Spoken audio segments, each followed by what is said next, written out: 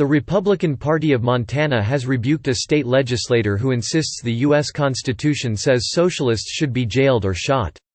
According to the Billings Gazette, in responding to a speech in Helena on Friday by former U.S. Interior Secretary Ryan Zinke, Billings State Representative Rodney Garcia said he was concerned about socialists entering our government and socialists everywhere in Billings, before saying the Constitution says to either shoot socialists or put them in jail.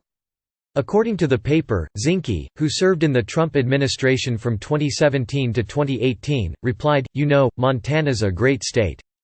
Garcia said, "We have to do something." Zinke did not continue the exchange, the Gazette reported. As the Vermont Senator Bernie Sanders, who describes himself as a Democratic socialist, has surged in the Democratic primary, Donald Trump has focused much of his political messaging on the supposed dangers of socialism. In his Super Bowl interview with Fox News host Sean Hannity, for example, the president said, "I think of communism when I think of Bernie. I think of Bernie sort of as a socialist but far beyond a socialist." He also claimed Sanders got married in Moscow. Sanders has called his 10-day visit to Soviet Russia in 1988 a very strange honeymoon. Garcia's Democratic opponent in the last election cycle was Emilia Marquez, a trans-Sanders supporter who describes herself as a Democratic socialist. She told the Gazette she wished Garcia would continue to focus on the issues rather than this constant worry over things that are somewhat ludicrous. Asked by the Gazette to clarify his remarks, Garcia was unrepentant.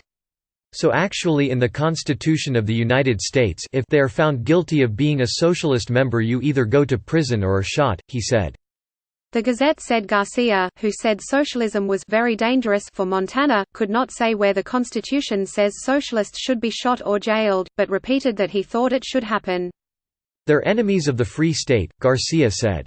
"What do we do with our enemies in war? In Vietnam, Afghanistan, all those. What did we do?"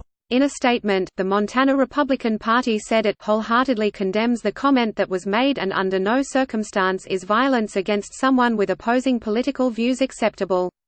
The Washington Post asked Anthony Johnston, a law professor at the University of Montana, to analyze Garcia's claim.